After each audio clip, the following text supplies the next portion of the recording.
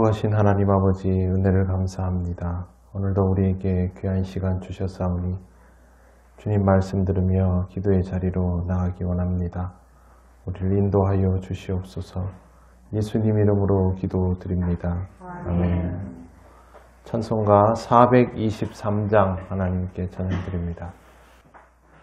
목보다도 더 검은 죄로 물든 마음이 흰 눈보다 더 희게 깨끗하게 씻겼네.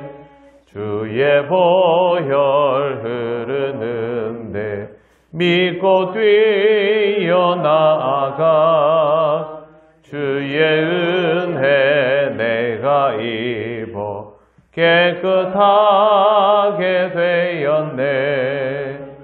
모든 의심 걱정과 두려움이 사라져 슬픈 탄식 변하여 기쁜 찬송 되었네. 주의 보혈 흐르는데 믿고 뛰어나가 주의 은혜 내가 입어 깨끗하게 되었네.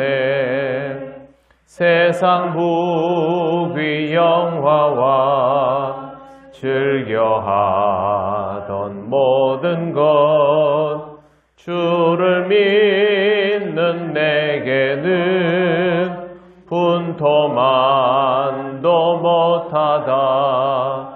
주의 보혈 흐르는데 믿고 뛰어나가 주의 은혜 내가 입어 깨끗하게 되었네. 나의 모든 법에는 저 천국에 쌓였네. 나의 평생 자랑은 주의 십자가로다. 주의 보혈 흐르는데 믿고 뛰어나가 주의 은혜 내가 입어 깨끗하게 되었네. 아멘. 하나님 말씀 로마서 3장 29절에서 31절입니다. 같이 봉독하겠습니다. 하나님은 다만 유대인의 하나님이시냐? 또한 이방인의 하나님은 아니시냐? 진실로 이방인의 하나님도 되시느니라. 할례자도 믿음으로 말미암아 또한 무할례자도 믿음으로 말미암아 의롭다 하실 하나님은 한 분이시니라. 그런즉 우리가 믿음으로 말미암아 율법을 파기하느냐? 그럴 수 없느니라. 도리어 율법을 굳게 세우느니라. 아멘. 네, 바울은 하나님의 구원 역사에 대해서 크게 세 가지를 말합니다. 첫 번째가 이신칭의 믿음으로써 의롭다 칭함을 받는다라는 것입니다. 율법의 행위가 아니라 오직 믿음으로만 구원을 받으니 하나님 앞에 믿음이 아닌 다른 것으로 반응하려 해서는 안 된다라는 것이 지난 시간에 본 내용입니다. 두 번째는 구원 사건이 모든 사람에게 허락된 보편적인 은혜다라는 것입니다. 유대인들은 구원이 자신들에게만 있는 줄 알았습니다. 그래서 구원을 받으려면 유대인이어야 하고 이 조건에 맞추려면 할례를 받아야 한다라는 생각을 아주 분명하게 가지고 있었고, 나중에 기독교인이 된 이후에도 구원을 받으려면 결국 할례를 받아야 조건이 성립된다라고 말해서 논쟁이 일어날 정도였습니다. 예수 그리스도를 믿는데 할례를 받아야 구원을 받을 수 있다 하면, 여러분, 예수님을 믿는 것이 구원의 조건입니까? 할례를 받는 것이 구원의 조건입니까? 예수님 믿는 것이 구원의 조건인데 유대인들의 입장에서는 할례를 받는 게 구원의 조건인 것처럼 되어버리죠. 이렇게 되면 안 되기 때문에 바울이 이 문제에 대해서 선명하게 해결을 하려고 지적을 하는 것입니다. 이런 식의 사고는 결국 예수 그리스도를 온전히 믿지 못하도록 만드는 것밖에 되지 않는데, 이걸 깨닫지 못할 정도로 유대인들은 특별한 선민의식에 취해 있었던 것입니다. 이에 대하여 바울은 분명히 말합니다. 30절, 할례자도 믿음으로 말미암아 무할례자도 믿음으로 말미암아 의롭다 하실 하나님은 한 분이시니라. 이제 할례라는 것이 하나님께서 주시는 구원의 조건에 포함될 수 없다라고 분명히 말합니다. 하나님은 유대인의 하나님이십니다. 그러나 유대인만의 하나님은 아니십니다. 다른 민족의 하나님이시기도 합니다. 이것에 대해서 유대인들이 인정하지 않는다고 달라질 것은 하나도 없습니다. 하나님은 유대인의 판단과 아무런 상관없이 존재하시는 분이기 때문입니다. 우리도 이런 유대인들과 같은 어리석음에 충분히 빠질 수 있습니다. 구원에 대하여 우리도 모르는 사이에 또 다른 조건을 가지고 다른 사람들을 판단하는 경우들이 있기 때문에 그렇습니다. 독일인들이 과거에 유대인들이 예수 그리스도에게 지은 죄가 많다 하여 저 민족은 벌을 받아야 한다라는 판단을 내렸을 때가 있습니다. 물론 그 가운데에는 정치적인 판단도 함께 포함이 되어 있지만, 그러면 아주 잘못된 것이죠. 만약 우리가 일본이 우리한테 그동안 잘못한 게 많다, 북한에는 공산주의자들이 어떤 경우에도 마음을 바꾸지 않는다 해서 저 사람들은 구원을 받을 자격이 없다라고 단정을 한다면 그것도 똑같은 방식의 접근이 되어버릴 수 있는 것입니다. 민족이나 집단을 향해서는 그렇게 하지 않더라도 개인적인 감정을 이런 식으로 가지는 일이 우리에게 전혀 없지는 않기 때문에, 우리가 누군가를 보면서 저 사람은 저래 가지고는 아무리 전도를 한다고 해도 구원받을 방법이 없어 라고 마음속으로라도 생각한다면 그건 결국 유대인들이 또 다른 조건을 가지고 있는 것과 다를 바가 없게 됩니다. 그래서 우리는 근본적으로 구원을 받음에 있어서 하나님은 어떤 사람에게도 제한을 두지 않았다라는 절대적인 사실을 항상 의식할 필요가 있습니다.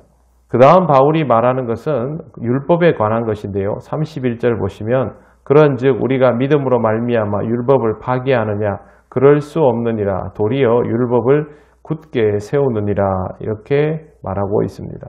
하나님께서 예수님을 이 땅에 보내어 주셔서 유대인들을 향하여 정말 신랄하게 지적을 하시고 판단을 하셨던 이유는 율법을 폐하는 것이 아니고 유대인들에게 면박을 주려는 그런 의도가 아니었다라는 것을 분명히 합니다. 오히려 율법을 굳게 세우는 일이라는 것입니다. 내가 율법을 폐하러 온 것이 아니라 완전케 하러 오셨다라는 마태복음 5장 17절의 말씀을 이해하기 시작해야만 우리도 하나님의 말씀을 기계적으로 반응하지 않고 복음으로서 제대로 받아들일 수 있게 됩니다. 신앙생활에 있어서 율법이 필요 없는 거 아닙니다. 우리 개신교에서도 항상 칼빈이 율법의 재사용에 대해서 강조를 했습니다.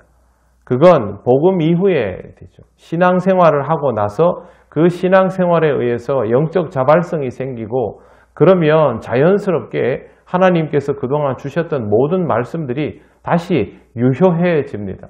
그때는 율법이 아니죠. 율법에 있는 내용들을 실천하더라도 그건 복음적 실천이 되는 것이지 율법을 그냥 법을 따라 지키는 것은 아니다라는 것이죠. 교통법규를 지키라고 해도 잘 안 지키지만 내가 교통법규를 지키는 것이 나한테 정말 유익한 일이다라고 생각하면 알아서 지킵니다. 우리나라 사람들이 왜 열심히 마스크를 쓰고 있습니까? 이게 내 생명을 지키는 데 필요하다라는 것이죠.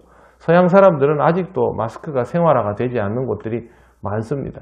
그건 필요 없다라는 거죠. 그러면 그때는 의무가 되는 것이고 우리는 자발적으로 하게 되는 것, 바로 이 차이가 있습니다. 그래서 예수 그리스도의 말씀은, 예수님이 이 땅에 오신 것은 율법을 폐기 처분하는 것이 아니라 율법을 제대로 세워나가는 의미가 된다라는 말입니다.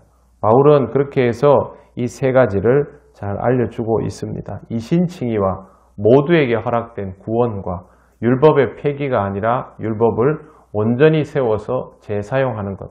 신앙생활에서 이 세 가지는 굉장히 중요하기 때문에 여러분이 이 개념을 먼저 이해하시고 이것이 여러분의 삶 속에 자연스럽게 녹아내릴 수 있도록 신앙의 깊이를 날마다 더해 가셔서 여러분이 주님 안에서 진정한 자유함을 누리면서 살아가는 신앙생활을 경험하시기를 바랍니다. 기도드리겠습니다. 하나님 감사합니다. 그저 형식적으로 교회를 다니며 하나님 앞에 겉모양의 예배자로 있는 것이 아니라 예수 그리스도를 만남을 통하여 복음의 의미를 깨닫고 하나님 말씀의 가치를 다시 한번 발견하며 진정으로 기뻐하며 주의 말씀을 지키는 그런 사람이 되기를 원합니다.